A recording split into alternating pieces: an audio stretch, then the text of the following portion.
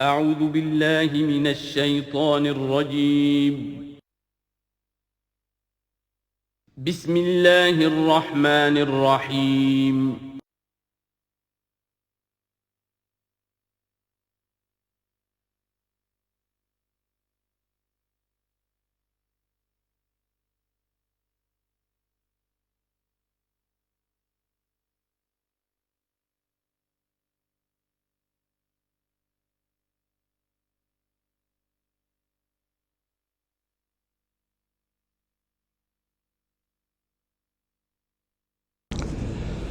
اعوذ باللہ من الشیطان الرجیم بسم اللہ الرحمن الرحیم وَإِذَا ضَرَبْتُمْ فِي الْأَرْضِ فَلَيْسَ عَلَيْكُمْ جُنَاحٌ أَن تَقْصُرُوا مِنَ الصَّلَاةِ صدق اللہ العظیم۔ اب یہ پھر کچھ شریعت کے احکام آ رہے ہیں، گویا کہ خطاب کا رخ پھر اب مسلمانوں کی طرف، اہل ایمان کی طرف۔ شریعت کے احکام، عبادات سے متعلق تفاصیل۔ اور اے مسلمانوں، جب تم زمین میں سفر کرو تو کوئی حرج نہیں ہے تم پر، کوئی گناہ نہیں ہے کہ تم کچھ کم کر لیا کرو نماز میں۔ ان خفتم ان یفتنکم الذین کفروا، اگر تمہیں اندیشہ ہو کہ تم کو نقصان پہنچائیں گے کافر۔ ان الکافرین کانوا لکم عدوا مبینا، یقیناً یہ کافر تمہارے کھلے دشمن ہیں۔ یہ ہے قصر صلاۃ، لیکن صلاۃ الخوف کی حالت میں، جنگ کی حالت میں قصر کا حکم۔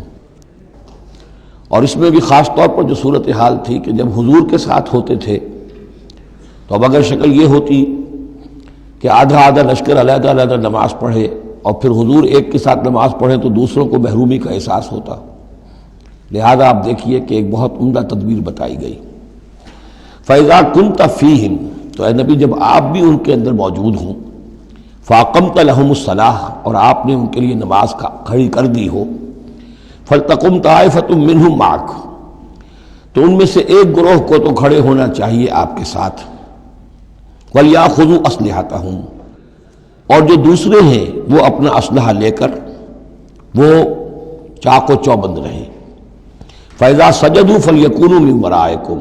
تاکہ جب تم سجدہ کرو، جو حضور کے ساتھ نماز پڑھ رہے سجدے میں جائیں تو وہ دوسرا گروہ جو ہے جو نماز میں شریک نہیں ہے وہ ان کی حفاظت کرے، کھڑے رہیں ان کے پیچھے۔ وَلْتَأْتِ طَائِفَةٌ أُخْرَىٰ، اب اس کے بعد ہوتا کیا تھا کہ حضور نے ایک رکعت نماز پڑھا دی اور آپ بیٹھے رہے، دوسری رکعت کے لیے اٹھے نہیں۔ دوسری رکعت مسلمانوں نے خود ادا کر لی۔ اب جب انہوں نے سلام پھیر دیا چلے گئے تو جو پہلے جو تھے جو اس وقت تک شریک نہیں ہوئے تھے وہ حضور کے پیچھے آ گئے۔ اب حضور نے ایک رکعت اور پڑھی تو ان کی ایک رکعت حضور کے پیچھے ہو گئی، اس کے بعد حضور نے ایک رکعت کے بعد سلام پھیر دیا، انہوں نے پھر ایک رکعت اور ادا کر لی، اس طریقے سے کہ کوئی بھی حضور کی امامت کے شرف سے اور فضل سے محروم نہ رہے۔ فَإِذَا سَجَدُوا فَلْيَكُونُوا مِنْ وَرَائِكُمْ وَلْتَأْتِ طَائِفَةٌ أُخْرَىٰ لَمْ يُصَلُّوا فَلْيُصَلُّوا مَعَكَ، اب وہ دوسرا گروہ کو آنا چاہیے کہ جنہوں نے ابھی نماز نہیں پڑھی تھی کہ وہ آپ کے ساتھ نماز پڑھیں۔ وَلْيَأْخُذُوا حِذْرَهُمْ وَأَسْلِحَتَهُمْ، اور ان کو چاہیے کہ وہ اپنی ڈھالیں بھی، اپنا بچاؤ بھی اور اسلحہ بھی ساتھ رکھے۔ وَدَّ الَّذِينَ كَفَرُوا لَوْ تَغْفُلُونَ عَنْ أَسْلِحَتِكُمْ وَأَمْتِعَتِكُمْ، یہ کافر تو اسی طاق میں رہتے ہیں، اسی امید میں رہتے ہیں کہ تم جیسے ہی غافل ہو جاؤ۔ وَدَّ الَّذِينَ كَفَرُوا لَوْ تَغْفُلُونَ عَنْ أَسْلِحَتِكُمْ، اپنے اسلحہ سے غافل ہو جاؤ، وَأَمْتِعَتِكُمْ، اور اپنے مال و اسباب سے، فَيَمِيلُونَ عَلَيْكُمْ مَيْلَةً وَاحِدَةً، تو وہ تم پر ایک دم ٹوٹ پڑے حملے کے اندر۔ وَلَا جُنَاحَ عَلَيْكُمْ إِن كَانَ بِكُمْ أَذًى مِّن مَطَرٍ، اور کوئی حرج نہیں ہے تم پر، کوئی گناہ نہیں ہے اگر تمہیں کوئی تکلیف ہو یا بارش کی وجہ سے کوئی صورتحال ایسی ہو، اور کنتم مرضى، یا تم بیمار ہو، ان تضعوا اسلحتکم، کہ اسلحہ تو اپنا رکھ دو، وخذوا حذرکم، لیکن صرف ڈھال لے لیا کرو کہ اچانک کوئی حملہ ہو جائے تو اگر پوری تلوار نیزہ وغیرہ سب اپنے جسم پر لگایا ہوا ہے تو نماز کا پڑھنا مشکل ہے، اور یہ کہ حالات ایسے ہیں تو اسلحہ علیحدہ رکھ دیا جائے لیکن ڈھال اپنے پاس موجود رہے، تاکہ اچانک کوئی حملہ ہو تو کم سے کم انسان کو وقت ملے کہ وہ اپنے آپ کو بچا کر اور پھر وہ اپنا اسلحہ بھی لے لے گا۔ ان اللہ اعد للکافرین عذابا مہینا، یقیناً اللہ تعالیٰ نے کافروں کے لیے ایک بہت اہانت آمیز عذاب تیار کر رکھا ہے۔ فَإِذَا قَضَيْتُمُ الصَّلَاةَ، پھر جب یہ نماز اس طریقے سے تم ادا کر لو، فاذکروا اللہ قیاما وقعودا وعلی جنوبکم، تو پھر ذکر کرو اللہ کا کھڑے ہوئے، بیٹھے ہوئے، لیٹے ہوئے، سواریوں پر چلتے ہوئے۔ وہ ذکر جو ہے وہ ذکر کثیر، وہ صرف نماز کے ساتھ نہیں ہے، بلکہ جیسے سورہ جمعہ میں آیا ہے کہ فَإِذَا قُضِيَتِ الصَّلَاةُ فَانتَشِرُوا فِي الْأَرْضِ وَابْتَغُوا مِن فَضْلِ اللَّهِ وَاذْكُرُوا اللَّهَ كَثِيرًا لَعَلَّكُمْ تُفْلِحُونَ۔ ہر حال میں جب تم اللہ کو یاد رکھو، اللہ کا ذکر کرتے رہو۔ ادعیہ معصورہ ہیں، اوراد معصورہ ہیں، اوراد مسنونہ ہیں، ان کے سے اپنی زبان کو اور اپنے ذہن کو اور قلب کو ایمان کے ساتھ تر و تازہ رکھو۔ فَإِذَا اطْمَأْنَنْتُمْ، اور جب تمہیں امن حاصل ہو جائے، یعنی یہ نماز کی یہ کیفیت جو ہے یہ صرف اس شکل میں ہوگی کہ خوف ہے، صلاۃ الخوف۔ جب تمہیں امن حاصل ہو جائے، خوف جاتا رہے، فَأَقِیمُوا الصَّلَاةَ، پھر نماز قائم کرو، جیسے کہ نماز کے قائم کرنے کے آداب ہیں، اس کی شرائط ہیں۔ ان الصلاۃ کانت علی المؤمنین کتابا موقوتا، یقیناً نماز اہل ایمان پر فرض کی گئی ہے، فرض ہونے کی شکل میں اور وقت کے ساتھ۔ اس کی فرضیت ہے اور موقوت ہے، اس کے اپنے اوقات ہیں، اور اس اوقات کے ضمن میں آپ کو بتا چکا ہوں کہ حضرت جبرائیل نے 2 دن نماز آپ کو پڑھائی، ایک دن 5 نمازیں اول وقت میں، دوسرے دن 5 نمازیں آخر وقت میں، اور بتایا کہ ان کے مابین وقت ہے۔ وَلَا تَهِنُوا فِي ابْتِغَاءِ الْقَوْمِ، اور دیکھو اس قوم یعنی اپنے دشمن کا پیچھا کرنے میں سست نہ بنو۔ اب تو یوں سمجھیے کہ جو حق و باطل کی جنگ ہے وہ آخری مرحلے کو پہنچ رہی ہے، اب آخری مرحلے پہ آ کے تھک نہ جانا۔ وَلَا تَهِنُوا فِي ابْتِغَاءِ الْقَوْمِ، ان کا پیچھا کرنے میں سست مت پڑو، ہمت نہ ہارو۔ ان تکونوا تعلمون، بڑے پیارے الفاظ ہیں، اگر تمہیں کوئی تکلیف پہنچتی ہے، الم پہنچتا ہے، بے آرامی ہے، فَإِنَّهُمْ يَعْلَمُونَ تَعْلَمُونَ، تو کیا انہیں نہیں پہنچتا؟ انہیں بھی تو تکلیف پہنچتی ہے، وہ بھی جنگ کر رہے ہیں، وہ بھی زخم کھاتے ہیں، ان کے بھی لوگ مر رہے ہیں، وہ ساری تکلیفیں انہیں بھی پہنچ رہی ہیں، دشمنوں کو بھی۔ وَتَرْجُونَ مِنَ اللَّهِ مَا لَا يَرْجُونَ، اور تم اللہ سے امیدیں رکھتے ہو جو وہ نہیں رکھتے۔ تمہیں تو جنت کی امید ہے، تمہیں اللہ سے مغفرت کی امید ہے، انہیں تو یہ بھی نہیں ہے۔ تو اس اعتبار سے تمہیں تو ان سے کہیں آگے بڑھ جانا چاہیے۔ جو آخری آیت تھی سورہ آل عمران کی کہ یا ایھا الذین آمنوا اصبروا وصابروا ورابطوا، ان سے تو بڑھ جانا چاہیے صبر کے اندر کہ تمہارا سہارا تو اللہ ہے، وما صبرک الا باللہ۔ ان کے تو یہ من گھڑت قسم کے دیویاں دیوتا، ان کے دل کے اندر ان کی حقیقت میں کوئی قدر و قیمت بھی نہیں ہے، پھر بھی وہ اپنے باطل معبودوں کے لیے اس طریقے سے جان جوکھوں میں ڈال رہے ہیں، تو مسلمانوں تمہیں تو اس سے 10 گنا کرنا چاہیے۔ وَلَا تَهِنُوا فِي ابْتِغَاءِ الْقَوْمِ إِن تَكُونُوا تَعْلَمُونَ فَإِنَّهُمْ يَعْلَمُونَ كَمَا تَعْلَمُونَ وَتَرْجُونَ مِنَ اللَّهِ مَا لَا يَرْجُونَ وَكَانَ اللَّهُ عَلِيمًا حَكِيمًا، اور یقیناً اللہ تعالیٰ علیم ہے اور حکیم ہے۔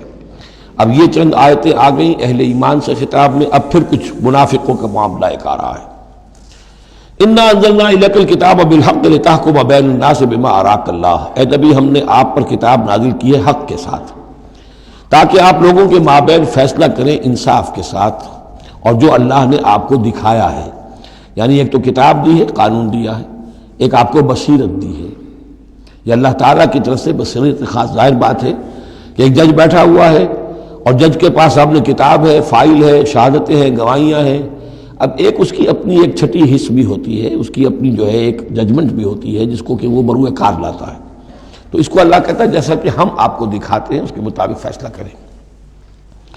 وَلَا تَكُن لِلْخَائِنِينَ خَصِيمًا، اور خیانت کرنے والوں کی طرف سے آپ نہ جھگڑیں، یعنی ان کی طرف سے وکالت نہ فرمائیں کہ آپ کوئی اگر مسلمان ہے، کہنے کو مسلمان ہے خائن، تو اب اس کی طرفداری جو ہے آپ کو نہیں کرنی ہے۔ اس کا اصل میں ایک واقعہ ہو گیا تھا کہ ایک منافق مسلمان، اس نے کسی مسلمان کے گھر میں چوری کی، نقب لگائی، وہاں سے ایک آٹے کا تھیلا لے لیا، کچھ اسلحہ لے لیا، وہ اپنے گھر تک آیا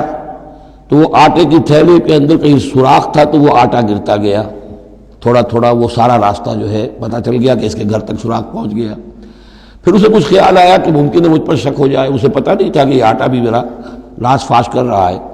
اس نے یہ کیا، اسی وقت جا کر ایک یہودی کے ہاں امانت رکھوا دیا، یہ سامان میری امانت ہے تمہارے پاس، لیکن وہاں بھی وہ نشان جو ہے آٹے کا وہاں بھی پہنچ گیا۔ اب اگلے روز جب تلاش ہوئی اور وہ آٹا جو گرا ہوا تھا راستے میں اس کو دیکھ کر کھوج لگاتے ہوئے لوگ پہلے اس کے مکان پر پہنچے، اس نے صاف انکار کر دیا، تلاشی لے لی، چیز نکلی نہیں۔ اب انہوں نے دیکھا تو وہ آگے جا رہے ہیں نشان، وہ وہاں پہنچ گئے، یہودی کے ہاں برآمد ہو گیا۔ یہودی نے کہا ٹھیک ہے یہ مال ہے، یہ رات رکھے یہاں پر حفاظت کے لیے رکھ گیا تھا۔ اب یہاں پہ جھگڑا ہو گیا کہ اس کے جو قوم کے لوگ تھے، اس کے گھرانے کے لوگ، اس منافق مسلمان کے، ان کا نہیں یہ جھوٹ بولتا ہے، یہ یہودی چور ہے۔ اب وہ یہودی کا اور مسلمان جو منافق تھا اس کا مقدمہ تھا جو حضور کے سامنے آیا، اور پوری قوم، اس کا پورا گھرانہ جو ہے، وہ قبیلہ اس کا جو ہے، وہ آ گیا شور مچاتے ہوئے اور قسمیں کھاتے ہوئے، ہمارا یہ آدمی تو بہت نیک ہے، اس پر خامخواہ یہ جھوٹا الزام لگ رہا ہے، اور یہ ہے اور وہ ہے، یہاں تک کہ کچھ حضور کا دل بھی پسیجنے لگا اس شخص کے بارے میں۔ اس پر یہ آیت نازل ہوئی ہے، خیانت کرنے والے کی طرف سے آپ وکالت نہ کریں، اس کے سہارا نہ بنیں، اس کو مدد نہ پہنچائیں۔ وَلَا تَكُنْ لِلْخَائِنِينَ خَصِيمًا، اب خصیمہ بحث کرنے والا، للخائنین، علی الخائنین ہوتا تو خائنوں کے خلاف، للخائنوں کے حق میں آپ دلیل نہ دیں۔ واستغفر اللہ، اور یہ جو بھی آپ کی طبیعت میں نرمی پیدا کچھ ہو گئی تھی، اس پر اللہ سے استغفار کیجئے، ان اللہ کان غفورا رحیما، یقیناً اللہ تعالیٰ بخشنے والا اور رحیم ہے۔ وَلَا تُجَادِلْ عَنِ الَّذِينَ يَخْتَانُونَ أَنفُسَهُمْ، آپ مت جھگڑیے ان لوگوں کی طرف سے جنہوں نے کہ اپنے جانوں کے ساتھ خیانت کی ہے۔ اب ہم یہ امید لگائے بیٹھے حضور ہماری طرف سے شفاعت کریں گے، چاہے ہم نے بے ایمانیاں کی ہیں، حرام خوریاں کی ہیں، شریعت کی دجیاں بکھیری ہے، تو حضور گویا کہ ہماری شفاعت کریں گے۔ یہاں فرمایا جائے وَلَا تُجَادِلْ عَنِ الَّذِينَ يَخْتَانُونَ أَنفُسَهُمْ، مت جھگڑیے آپ ان لوگوں کی طرف سے، ان کی طرف سے وکالت مت کیجیے۔ ان اللہ لا يحب من كان خوانا اثیما، اللہ تعالیٰ کو بالکل پسند نہیں ہے وہ لوگ کہ جو خوان ہوں، خیانت کرنے والے اور گناہ گار ہوں۔ یستخفون من الناس ولا یستخفون من اللہ، یہ لوگ شرماتے ہیں اور چھپتے ہیں لوگوں سے، اللہ سے نہیں چھپتے۔ وَهُوَ مَعَهُمْ إِذْ يُبَيِّتُونَ مَا لَا يَرْضَىٰ مِنَ الْقَوْلِ، حالانکہ جب یہ راتوں کو مشورے کرتے ہیں مسلمانوں کے خلاف، حضور کے خلاف، یہ منافقین کی بات آ رہی ہے، تو اللہ تعالیٰ ان کے ساتھ موجود ہوتا ہے۔ اگر تو ایمان ان کا ہو اللہ پر تو انہیں معلوم ہو کہ اللہ سن رہا ہے ہماری بات۔ یہ مسلمانوں سے ڈرتے ہیں، خفیہ رکھتے ہیں اپنی باتوں کو، ان بدبختوں کو یہ خیال نہیں ہے کہ اللہ وہ تو ہر وقت ہمارے پاس موجود ہے۔ وَكَانَ اللَّهُ بِمَا يَعْمَلُونَ مُحِيطًا، اور جو کچھ وہ کر رہے ہیں اللہ اس کا احاطہ کیے ہوئے ہے، یعنی اس کی پکڑ سے یہ کہیں باہر نہیں نکل سکتے۔ ہاں انتم ہؤلاء جادلتم عنہم فی الحیات الدنیا، اب یہاں پہ اشارہ ہو رہا ہے وہ جو منافق مسلمان تھا، چور، اس کے جو گھرانے والے لوگ تھے کہ اے لوگو تم نے دنیا کی زندگی میں تو ان کی طرف سے جھگڑا کر لیا، یہاں تک کہ حضور کو بھی بچلانے کی حد تک تم پہنچ گئے۔ وَمَن يُجَادِلُ اللَّهَ عَنْهُمْ يَوْمَ الْقِيَامَةِ، قیامت کے دن کون مجادلہ کرے گا اللہ سے؟ یہاں تم چھڑا بھی لو، حضور کو بھی فرض کیجئے، حضور نے فرمایا، یہ حدیث موجود ہے کہ میرے سامنے کوئی مقدمہ پیش ہوتا ہے تو کوئی ایک فریق زیادہ چرب زبان ہوتا ہے، اپنی بات کو پیش کرتا ہے اور میرے ہاں سے وہ غلط فیصلہ لے جاتا ہے۔ فرض کیجئے زمین کا کوئی ٹکڑا تھا اور میں نے غلط ڈگری اس کے حق میں دے دی، تو وہ سمجھ لے کہ چاہے میری عدالت سے ڈگری لے کر گیا ہے لیکن وہ جہنم کا ٹکڑا لے کر گیا ہے، زمین کا ٹکڑا لے کر نہیں گیا ہے۔ تو یہ تو معاملات ہیں کہ جو بھی عدل ہو رہا ہے، فیصلہ ہو رہا ہے، اس میں جو بھی کیسز ہیں، جو بھی گواہیاں ہو رہی ہیں، اس کے مطابق فیصلہ کر رہے ہیں۔ اب ہر وقت تو اللہ تعالیٰ کی طرف سے حضور صلی اللہ علیہ وسلم کے لیے ہر مرحلے پر تو نہیں تھا، جہاں اللہ ضروری محسوس کرتا تھا آپ کو متنبع فرما دیتا تھا۔ ہاں انتم ہؤلاء، یہ تمہیں لوگ ہو، جادلتم عنہم فی الحیات الدنیا، تم نے بہت جھگڑا کیا ان کی طرف سے، اپنے ساتھی، اپنے رشتہ دار کی طرف سے دنیا کی زندگی میں۔ فمن یجادل اللہ عنہم یوم القیامہ، تو کون ہے جو اللہ سے جھگڑا کر سکے گا ان کی جانب سے قیامت کے دن؟ ام من یکون علیہم وکیلا، یا کون ہوگا جو اس کا کارساز بن سکے گا، ان کا وکیل بن سکے گا؟ وَمَن يَعْمَلْ سُوءًا أَوْ يَظْلِمْ نَفْسَهُ، اور جو کوئی بری حرکت کرے گا یا اپنے اوپر ظلم ڈھائے گا، ثُمَّ يَسْتَغْفِرِ اللَّهَ، اور پھر اللہ سے استغفار کرے گا، يَجِدِ اللَّهَ غَفُورًا رَحِيمًا، وہ اللہ کو پائے گا غفور الرحیم۔ سیدھی روش ہے، غلطی ہو گئی، خطا ہو گئی، مان لو، جو دنیاوی سزا ہے وہ بھگت لو، اللہ سے استغفار کرو، آخرت کی سزا سے چھٹکارا مل جائے۔ اب اس سے بھی آگے ہے معاملہ، وَمَن يَكْسِبْ إِثْمًا فَإِنَّمَا يَكْسِبُهُ عَلَى نَفْسِهِ، جو کوئی بھی کوئی گناہ کماتا ہے وہ اپنی جان پر وبال لیتا ہے۔ وَكَانَ اللَّهُ عَلِيمًا حَكِيمًا، اللہ تعالیٰ علیم اور حکیم ہے۔ وَمَن يَكْسِبْ خَطِيئَةً أَوْ إِثْمًا ثُمَّ يَرْمِ بِهِ بَرِيئًا، اور یہ معاملہ تو بہت بڑھ کر ہے کہ کسی نے کوئی گناہ کمایا، کوئی خطا کی، کوئی غلطی کی، کوئی جرم کیا، پھر اس کی تہمت لگا دی ایسے شخص پر جو بری ہے۔ یہودی تو بری تھا، اس کو سزا دلوانے کے لیے سب تل گئے، تو ثم یرم بہ بریئا، جو بری ہے اس سے، اس کا کوئی تعلق نہیں، اس کا اس میں کوئی گناہ میں حصہ نہیں، فقد احتمل بہتانا و اسما مبینا، تو اس نے تو اپنے سر پر بہت بڑا طوفان اور بہت کھلا کھلا گناہ کا بوجھ لے لیا ہے۔ ولولا فضل اللہ علیک، اب یہ حضور سے خطاب ہو رہا ہے کہ اس معاملے میں اگر اللہ تعالیٰ نے بروقت آپ کو مطلع نہ کر دیا ہوتا، ولولا فضل اللہ علیک ورحمتہ لہمت طائفۃ منہم ان یضلوک، تو ان میں سے ایک گروہ ان منافقین میں سے وہ تو اس کے اوپر تل گیا تھا کہ آپ کو گمراہ کر دے، یعنی آپ سے غلط فیصلہ کروا لے، عدالت محمدی سے ظلم ہو جائے، اور وہ جو اصل میں مجرم نہیں تھا، بے گناہ جو ہے یہودی، اس کو پکڑ لیا جائے۔ وَلَوْلَا فَضْلُ اللَّهِ عَلَيْكَ وَرَحْمَتُهُ لَهَمَّتْ طَائِفَةٌ مِّنْهُمْ أَن يُضِلُّوكَ وَمَا يُضِلُّونَ إِلَّا أَنفُسَهُمْ، حقیقت میں وہ نہیں گمراہ کر رہے مگر اپنے آپ کو، وَمَا يَضُرُّونَكَ مِنْ شَيْءٍ، اور اے نبی وہ آپ کو نقصان نہیں پہنچا سکیں گے، یعنی ہم ایسے مواقع پر بر وقت آپ کو مطلع کرتے ہیں۔ وَأَنزَلَ اللَّهُ عَلَيْكَ الْكِتَابَ وَالْحِكْمَةَ، اور اللہ نے آپ پر کتاب نازل کی ہے اور حکمت نازل کی ہے، وَعَلَّمَكَ مَا لَمْ تَكُنْ تَعْلَمُ، اور وہ ساری باتیں آپ کو سکھائی ہیں جو آپ نہیں جانتے تھے، وَكَانَ فَضْلُ اللَّهِ عَلَيْكَ عَظِيمًا، اور یقیناً اللہ کا فضل آپ پر بہت بڑا ہے۔ لا خیر فی کثیر من نجواہم، اب یہ چونکہ منافقین تھے یہ اپنے نجوا کرتے تھے، علیحدہ بیٹھ کے گفتگویں کرنا، سرگوشیاں کرنا، اور طرح طرح کے نجوا ہوتے تھے، بیٹھے باتیں بھی کر رہے ہیں، مسکرا بھی رہے ہیں کسی کو دیکھ کر تاکہ اس کے دل میں خلجان پیدا ہو جائے، یہ میرے بارے میں کوئی باتیں کر رہے ہیں، اشارے بھی کر رہے ہیں، تو 100 طرح سے ہتھ کنڈے، اور یہ ہماری مجلسوں میں بھی ہوتا ہے، یہ سارے معاملات جو کہ انسانی معاشرے کے اندر جیسے ہوتے تھے آج بھی ہوتے ہیں۔ لا خیر فی کثیر من نجواہم، یہ جو نجوا کرتے ہیں، سرگوشیاں کرتے ہیں، ان میں سے اکثر میں کوئی خیر نہیں ہے۔ الا من امر بصدقۃ، ہاں ایک بات ہو سکتی ہے، خاموشی سے کسی کو علیحدگی میں لے جا کر کسی صدقے کی اس کو تلقین کی جائے کہ بھائی دیکھو تمہیں اللہ نے غنی کیا ہے، یہ محتاج ہے میں جانتا ہوں، تو علیحدگی بجائے اس کے کہ پبلک میں اس سے بات کرو، اسے علیحدہ جا کے سمجھاؤ، یہ اچھی بات ہے۔ او معروف، یا کسی اور نیکی کا حکم دے، او اصلاح بین الناس، یا لوگوں کے معاملات کو درست کرنے کے لیے، دو بھائی جھگڑ پڑے ہیں تو کرنا پڑتا ہے یہ کہ ایک سے جا کر بات سنیے، پھر اس کی بات جو ہے اس کو اچھی شکل میں پیش کیجئے دوسرے بھائی کے پاس کہ آپ کو مغالطہ ہوا، انہوں نے یہ بات یوں نہیں کہی تھی، یوں کہی تھی۔ اس طریقے سے جو بھی کوئی ہو رہا ہو علیحدہ علیحدہ خفیہ گفتگو، تو اس میں کوئی حرج نہیں ہے۔ وَمَن يَفْعَلْ ذَلِكَ ابْتِغَاءَ مَرْضَاتِ اللَّهِ، جو شخص اس طرح کا نجوا کرے گا، اس طرح کی سرگوشی کرے گا اللہ تعالیٰ کی رضا جوئی کے لیے، فَسَوْفَ نُؤْتِيهِ أَجْرًا عَظِيمًا، ان کو تو ہم اللہ تعالیٰ جو ہے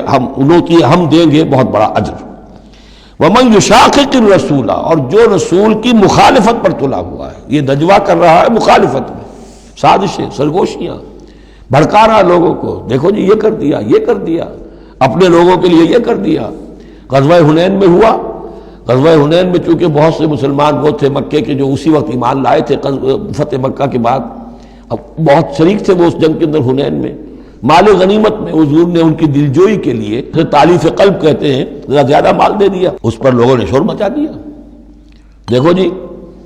وقت جب کڑے وقت تھے، مشکل وقت تھے تو ہم، اب جب یہ اچھا وقت آیا ہے تو اپنے رشتہ دار یاد آ گئے۔ مکے والے ظاہر بات ہے رشتہ دار تو تھے، بات تو غلط نہیں ہے، قبیلہ تھا قریش کا۔ یہ 100 طرح کی باتیں جو آج ہوتی ہیں وہی ہوتی تھی ہمیشہ، یہ انسان کی فطرت جو ہے اس میں کوئی تغیر و تبدل نہیں ہوا ہے۔ وَمَن يُشَاقِقِ الرَّسُولَ مِن بَعْدِ مَا تَبَيَّنَ لَهُ الْهُدَىٰ، اور جو رسول کی مخالفت پر تل گیا اس کے بعد کہ اس پر ہدایت واضح ہو چکی، وَيَتَّبِعْ غَيْرَ سَبِيلِ الْمُؤْمِنِينَ، اور وہ اہل ایمان کے راستے کے سوا کوئی راستہ اختیار کرے، نُوَلِّهِ مَا تَوَلَّىٰ، ہم بھی اسی کی طرف اس کا رخ کر دیتے ہیں جو رخ اس نے اختیار کر لیا ہو، وَنُصْلِهِ جہنم، اور ہم اسے پہنچائیں گے جہنم میں، وَسَاءَتْ مَصِيرًا، اور وہ بہت بری جگہ ہے جانے کی اور لوٹنے کی۔ یہ آیت بڑی اہم ہے اس اعتبار سے کہ امام شافعی رحمۃ اللہ علیہ یہ کہتے ہیں کہ میں نے اجماع کا جو معاملہ ہے قرآن مجید سے تلاش کرنے کی کوشش کی اور مجھے نہیں ملا، یعنی اللہ کے اطاعت یہ تو ٹھیک ہے جو قرآن میں آیا ہے وہ قانون کا ایک سورس ہے، حضور کا فرمان، حضور کی سنت سورس ہے،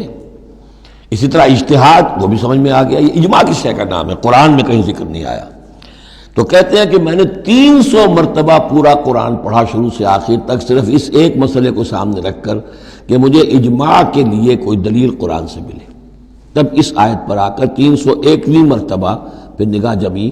وَيَتَّبِعْ غَيْرَ سَبِيلِ الْمُؤْمِنِينَ، یعنی گویا کہ اہل ایمان کا جو راستہ ہے جس پر اجماع ہو گیا اہل ایمان کا، یہ خود اپنی جگہ ایک بہت بڑی سند ہے، اس لیے کہ حضور نے فرمایا میری امت ضلالت پر کبھی جمع نہیں ہوگی۔ تو جن چیز پر اجماع ہو جائے وہ گویا کہ وہ خود اپنی جگہ پر وہ اس کو ایک حیثیت حاصل ہو جاتی ہے، اوتھینٹسٹی۔ ان اللہ لا یغفر ان یشرک بہ، دوبارہ پھر وہ آیت آ گئی، اللہ تعالیٰ ہرگز نہیں بخشے گا اسے کہ اس کے ساتھ شرک کیا جائے، ویغفر ما دون ذلک، اور بخش دے گا اس کے سوا جو کچھ ہے اس سے کمتر ہے، لمن یشاء، جس کو چاہے گا، یہ بھی کوئی فری لائسنس نہیں۔ ومن یشرک باللہ فقد ضل ضلالا بعیدا، اور جو شرک کرتا ہے اللہ کے ساتھ تو وہ تو پھر گمراہ ہو گیا اور گمراہی میں بھی بہت دور نکل گیا۔ ان یدعون من دونہ الا اناثا، اب یہاں گویا کہ پہلی مرتبہ آپ دیکھ رہے ہیں کہ وہ مشرکین مکہ کی بات بھی ہو رہی ہے، نہیں پکار رہی اللہ کے سوا مگر مؤنث کو، عورتوں کو، اس لیے کہ ان کی دیویاں جو ہیں لات، عزا، منات، لات الہ کی مؤنث ہے، لات، لا اور لات، اور عزا العزیز کا مؤنث ہے، العزیز، العزا، منات، یہ سب جو ہے فیمنن نیمز ہیں۔ ان یدعون من دونہ الا اناثا، نہیں پکار رہے وہ مگر یہ فیمیل ڈیٹیز کو، وَإِن يَدْعُونَ إِلَّا شَيْطَانًا مَرِيدًا، اور نہیں پکار رہے یہ مگر در حقیقت شیطان کو پکار رہے ہیں، لات کا کوئی وجود نہیں، منات کا کوئی وجود نہیں، ہاں شیطان ضرور ہے جو ان کی پکار سن رہا ہے۔ لعنہ اللہ، اللہ نے اس پر لعنت فرما دی ہے، وقال، اور اس نے بھی یہ کہا ہے، لَأَتَّخِذَنَّ مِنْ عِبَادِكَ نَصِيبًا مَفْرُوضًا، اے اللہ میں تیرے بندوں میں سے ایک تو مقرر حصہ تو لے کر ہی چھوڑوں گا، مجھ کو تو اپنے ساتھ جہنم میں پہنچاؤں گا، ہم تو ڈوبے ہیں صنم، ان کو بھی لے ڈوبیں گے، ان کو بھی ہم نے چھوڑنا نہیں ہے۔ لعنہ اللہ وقال لأتخذن من عبادک نصیبا مفروضا ولأضلنہم، میں تو لازماً ان کو بہکاؤں گا، ولأمنینہم، ان کے دلوں میں بڑی امیدوں کے چراغ روشن کروں گا، بڑے برائٹ کیریئرز ہیں، اس میں بڑی بڑی تمنائیں ہیں، آرزویں ہیں، لگے رہو اسی کام کے اندر، پھر امانیہ ہیں، اللہ بخشی دے گا، اللہ، ہم تو اللہ کے رسول کے امتی ہیں، ہمیں خوف کس بات کا ہے، ہم تو اللہ کے بیٹے ہیں، اس کے بڑے چہیتے ہیں، ہمیں کس کا خوف ہے۔ اور پھر یہ کہ امیدیں بڑی بڑی، طول عمل جس کو کہتے ہیں، دنیا کے لمبے لمبے منصوبے۔ وَلَأُضِلَّنَّهُمْ وَلَأُمَنِّيَنَّهُمْ وَلَآمُرَنَّهُمْ،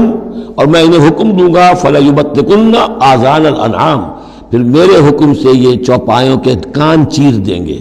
تو میں بتا چکا ہوں سورہ انعام میں یہ باتیں ساری آئیں گی، فلاں کے نام پر ایک اونٹ کو اس کے کان چیر کر جو ہے آزاد کر دیا، اب اسے کوئی چھیڑ نہیں سکتا، اس کا گوشت نہیں کھایا جا سکتا، اس پر سواری نہیں ہو سکتی، فلاں بت کے یا فلاں ڈیٹی کے نام پر اس کو جو ہے چھوڑ دیا گیا ہے۔ وَلَآمُرَنَّهُمْ، اور میں پھر انہیں حکم دوں گا، فَلَا يُغَيِّرُنَّ خَلْقَ اللَّهِ، وہ اللہ کے خلق میں تبدیلی کریں گے۔ اب جو کچھ آپ دیکھ رہے ہیں کہ مردوں میں عورتوں کے سے انداز، عورتوں میں مردوں کے سے انداز اختیار کرنا، یہ سارا جو کچھ ہو رہا ہے اور اب جو ہو رہا ہے وہ تو یہ سمجھیے جینیٹکس جو ہے، اور اس میں اللہ کی تخلیق میں اب انسان اس جگہ پہنچ گیا ہے کہ وہ اپنا اختیار استعمال کر رہا ہے۔ اللہ کی تخلیق، اس کی اسپیشیز بنائی ہوئی، اس کی جینز، اب انسان جو ہے اس کے ذریعے سے وہ سارا معاملہ جو آج پہنچا ہوا ہے بڑے ایک عجیب حد تک پہنچ گیا ہے کہ اللہ کی بنائی ہوئی چیزوں کے اندر تغیر و تبدل کیا جائے۔ وَمَنْ يَتَّخِذِ الشَّيْطَانَ وَلِيًّا مِنْ دُونِ اللَّهِ فَقَدْ خَسِرَ خُسْرَانًا مُبِينًا، اور جس شخص نے بھی اللہ کو چھوڑ کر شیطان کو اپنا ولی بنا لیا، فَقَدْ خَسِرَ خُسْرَانًا مُبِينًا، تو وہ تو بہت کھلے خسارے میں اور تباہی میں مبتلا ہو گیا۔ یعدہم ویمنیہم، وہ ان سے وعدے بھی کرتا ہے، انہیں امیدیں بھی دلاتا ہے، شیطان جس کو ہم کہتے ہیں سبز باغ دکھاتا ہے۔ وما یعدہم الشیطان الا غرورا، اور نہیں وعدہ کرتا ان سے شیطان مگر دھوکے کا، وہ اپنے کسی وعدے کو پورا نہیں کر سکتا۔ اولئک مأواہم جہنم، یہ وہ لوگ ہیں کہ جن کا ٹھکانہ جہنم ہے، ولا یجدون عنہا محیصا، اور پھر وہ وہاں سے فرار کی کوئی جگہ نہیں پائیں گے، وہاں سے بھاگنے کا کوئی راستہ نہیں پائیں گے۔ والذین آمنوا، وہی سائملٹینیس کنٹراسٹ، اب دوسری طرف اہل ایمان کی شان کیا ہوگی؟ والذین آمنوا وعملوا الصالحات، جو لوگ ایمان لائیں اور نیک عمل کریں، سندخلہم جنات تجری من تحتہا الانہار، انہیں ہم عنقریب داخل کریں گے باغات میں جن کے نیچے نہریں بہتی ہوں گی، خالدین فیہا ابدا، جس میں وہ ہمیشہ ہمیش رہیں گے۔ وعد اللہ حقا، اللہ کا یہ وعدہ حق ہے، درست ہے، سچ ہے۔ ومن اصدق من اللہ قیلا، اور اللہ سے بڑھ کر کس کی بات سچی اور زیادہ ہو سکتی ہے؟ کون ہو سکتا ہے اپنے قول میں زیادہ سچا اللہ سے؟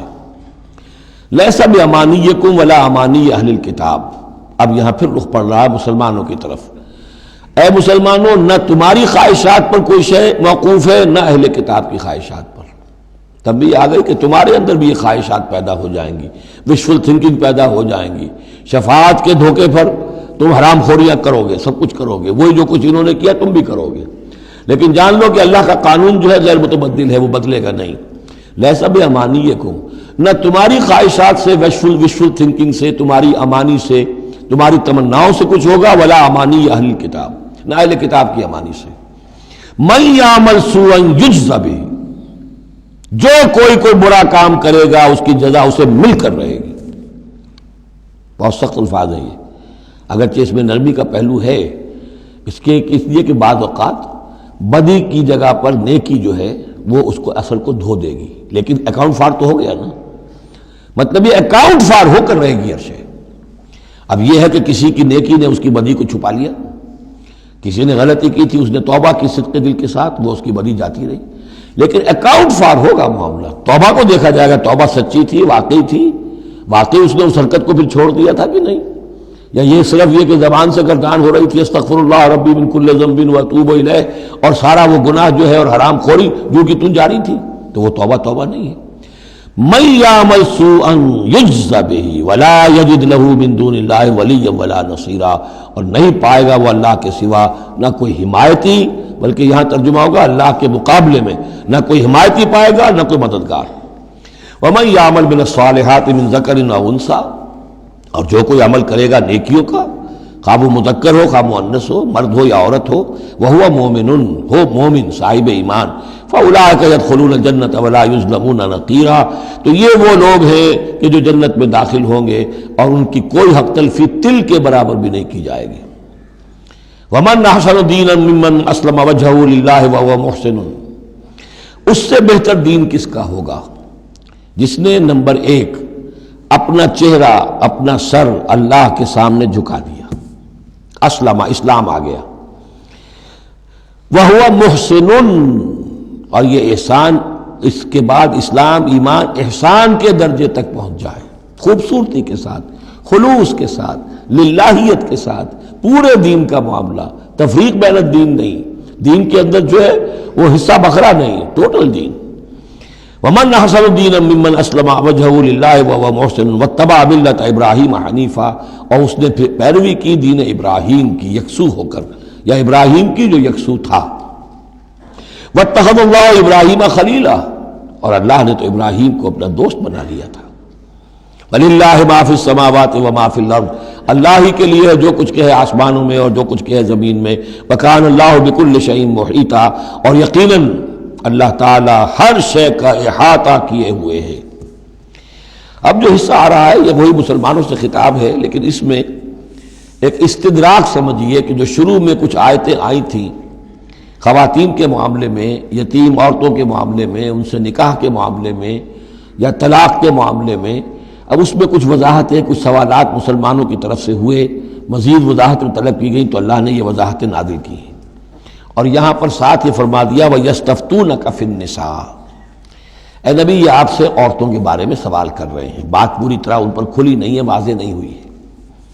قُلِ اللَّهُ يُفْتِيكُمْ فِيهِنَّ، ٹھیک ہے کہہ دیجئے اے نبی ان سے، اللہ تمہیں فتویٰ دیتا ہے، بتاتا ہے، وضاحت کرتا ہے ان کے بارے میں۔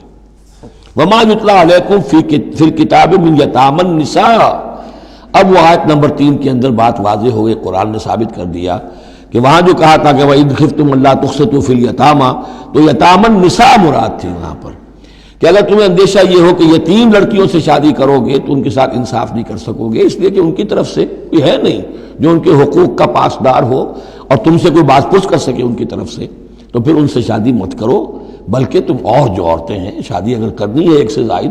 تو ما طاب لکم من النساء مثنی وثلاث ورباع، شادی کرو۔ تو یہاں فرمایا وہ تھا عورتوں کی، یتیم عورتوں کے بارے میں وہ حکم تھا، ما یتلی علیکم، جو تمہیں سنایا گیا، جو سنایا جا رہا ہے کتاب میں، فی یتامى النساء،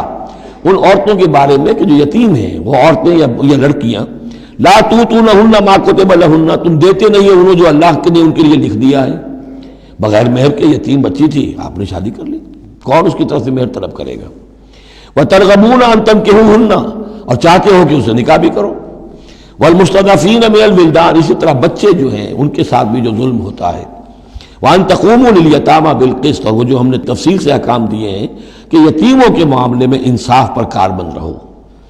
وما تفعلوا من خیر فإن اللہ کان بہ علیما، اور جو خیر بھی تم کرو گے اللہ اس سے واقف ہے، تمہاری نیتوں کو جانتا ہے۔ تو وہ احکام ہے، بنیادی ہدایات دے دی گئی ہیں، اور اس میں اس سے اضافی شے جو ہے وہ یہ ہے کہ تمہاری نیت صاف ہونی چاہیے۔ واللہ یعلم المفسد من المصلح، اللہ جانتا ہے کہ کون حقیقت میں شرارتی ہے اور کون جو ہے اس کی نیت صحیح ہے۔ وَإِنِ امْرَأَةٌ خَافَتْ مِنْ بَعْلِهَا نُشُوزًا، اب دیکھیے ایک نشوز عورت کے لیے آیا تھا کہ اگر واللاتی تخافون نشوزہن، وہ عورتیں، وہ بیویاں کہ جو سرکشی کر رہی ہیں، حکم نہیں مان رہی ہیں، تابعداری نہیں کر رہی ہیں، زدہ پر اڑی ہوئی ہیں، ان کے بارے میں تو آ چکا تھا شروع میں۔ اب یہاں عورتوں پر بھی تو ہو سکتا ہے کہ مرد ظلم کر رہا ہے، مرد جو ہے وہ ان کا حقوق ادا نہیں کر رہا ہے، شوہر جو ہے وہ اپنی قوامیت جو ہے اس کو غلط طریقے پہ استعمال کر رہا ہے، روب ڈالتا ہے، دھونس دیتا ہے، یا اور بری طریقے سے ستاتا ہے، تنگ کرتا ہے، تنگ کر کے وہ مہر معاف کرواتا ہے، یا کچھ اور، اگر ذرا اس کے والدین اچھے کھاتے پیتے ہیں تو لاؤ اپنے والدین کے گھر سے۔ یہ ساری گندگیاں جو ہمارے معاشرے میں ہوتی ہیں اور عورتیں بیچاری اس میں پستی ہیں، وہ جو چکی کے دو پارٹوں کے مابین۔ وَإِنِ امْرَأَةٌ خَافَتْ مِنْ بَعْلِهَا نُشُوزًا، اور اگر کسی عورت کو اپنے شوہر سے اندیشہ ہو جائے کہ وہ زیادتی کرے گا، وہ زیادتی کر رہا ہے اور وہ اس کے حقوق ادا نہیں کر رہا، او اعراضاً، یا اب وہ اس کی طرف میلان ہی نہیں رکھتا، اب وہ گویا کہ بیوی ہے ہی نہیں، اس کی طرف کوئی میلان نہیں، کوئی نئی شادی رچائی ہے اور سارا جو ہے توجہ جو ہے وہ اب نئی نویلی دلہن کی طرف ہے، او اعراضاً، جی بڑھ گیا، توجہ ہٹ گئی، فلا جناح علیہما، تو ان دونوں پر کوئی الزام نہیں ہوگا، ان یصلحا بینہما صلحا، کہ وہ آپس میں بیٹھ کر صلح کر لیں۔ صلح سے مراد یہاں پر اپنا معاملہ طے کر کے اور عورت خلا کر لے، والصلح خیر۔ لیکن خلا کرنے میں جیسا کہ ہم پڑھ چکے ہیں، عورت کو مہر چھوڑنا پڑے گا، لیا تھا تو کچھ واپس کرنا پڑے گا۔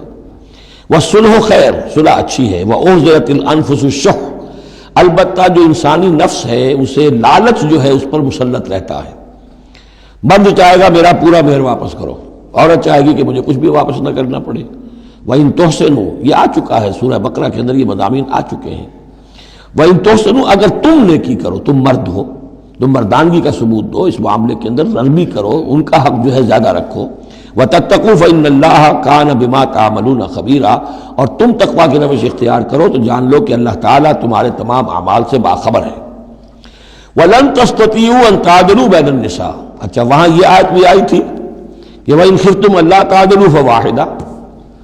اگر تمہیں اندیشہ یہ ہو کہ تم اپنی بیویوں پہ اگر ایک سے زائد ہیں، دو ہیں، تین ہیں، چار ہیں، تو عدل نہیں کر سکو گے تو پھر ایک ہی پر اکتفا کرو، پھر دوسری شادی مت کرو۔ تمہیں اطمینان ہے، تمہیں اپنے اوپر یہ اعتماد ہے کہ تم یہ عدل کر سکتے ہو تب دوسری شادی کرو، ورنہ نہیں۔ لیکن اب اس میں جیسا کہ میں نے عرض کیا تھا کہ کچھ چیزیں تو ہوتی ہیں گنتی کی، ناپ تول کی، اس میں تو عدل ہو سکتا ہے، لیکن ایک قلبی میلان جو ہے اس کے اندر تو ظاہر بات ہے انسان کے اختیار میں نہیں ہے۔ حضور صلی اللہ علیہ وسلم نے اپنی تمام ازواج کے لیے ہر چیز گن گن کر، یعنی باریاں بھی مقرر تھیں آپ کی شب باشی کی، دن میں بھی اب آپ ایک چکر لگاتے تھے عصر اور مغرب کے درمیان، تو تھوڑی تھوڑی دیر ہر اپنی زوجہ محترمہ کے پاس ٹھہرتے تھے، کہیں تھوڑی دیر بھی زیادہ ہو جاتی تو کھلبلی مچ جاتی تھی، آج وہاں کیوں ٹھہر گئے، آج زینب کے پاس زیادہ وقت کیوں لگ گیا، آج فلاں کیا ہو گیا، وہاں شہد دیا گیا تھا وہ شہد پی رہے تھے تو اس وجہ سے دیر لگ گئی۔ تو حضور سے جب کہا گیا اشارے کنائے سے آپ نے قسم کھا لی اچھا میں آئندہ کبھی شہد نہیں پیوں گا، حضور نے اللہ تعالیٰ نے ٹوک دیا کہ حضور یہ کیوں آپ قسم کھا رہے ہیں، لما تحرم ما احل اللہ لک تبتغی مرضات ازواجک۔ تو یہ چیزیں جو ہوتی ہیں انسانی معاشرے میں، بہرحال بہت بہتر معاملہ تھا، بہت بہتر تھا حضور کی ازواج مطہرات کا آپس میں، لیکن یہ کہ بالکل ظاہر بات ہے کہ کچھ نہ کچھ تو شوق ناپا جو ہوتا ہے اس کے کوئی نہ کوئی اثرات تو ہوتے ہیں، یہ عورت کی فطرت ہے، وہ اس کے اندر اختیار میں نہیں ہے۔ تو یہ چیزیں جو ہے فرمایا کہ اگر تم وَلَن تَسْتَطِيعُوا أَن تَعْدِلُوا بَيْنَ النِّسَاءِ، تمہارے لیے ممکن ہی نہیں ہے کہ تم عورتوں کے مابین انصاف کر سکو۔ مراد کیا ہے؟ قلبی میلان، یہ حدیث کے اندر واضح ہو گیا۔ اور حضور فرمایا کرتے تھے کہ اللہ جو بھی چیزیں ہیں میں نے اس میں پورا عدل کیا ہے، باقی جہاں تک میرے دل کا میلان کا تعلق ہے مجھے امید ہے تو مجھ سے مواخذہ نہیں کرے گا، یہ ہے ظاہر بات ہے۔ لیکن اگر تم چاہو بھی تو تم عدل نہیں کر سکتے۔ وَلَن تَسْتَطِيعُوا أَن تَعْدِلُوا بَيْنَ النِّسَاءِ وَلَوْ حَرَصْتُمْ، چاہے تم کتنے حریص ہو اس کے، نہیں کر سکتے۔ فَلَا تَمِيلُوا كُلَّ الْمَيْلِ، تو ایسا نہ ہو کہ ایک کی طرف پورے کے پورے جھک جاؤ، میلان، میل، کل المیل، ایک ہی کی طرف پورا میلان ہو جائے، فَتَذَرُوهَا كَالْمُعَلَّقَةِ کہ دوسری بیوی معلق ہو کر رہ گئے، اب نہ وہ شوہر والی ہے اور نہ آزاد ہے، اس سے کوئی تعلق ہی نہیں۔ وَإِن تُصْلِحُوا وَتَتَّقُوا اگر تم اصلاح کر لو اور تقوی کی روش اختیار کرو، فَإِنَّ اللَّهَ كَانَ غَفُورًا رَحِيمًا تو اللہ تعالیٰ بھی غفور الرحیم ہے۔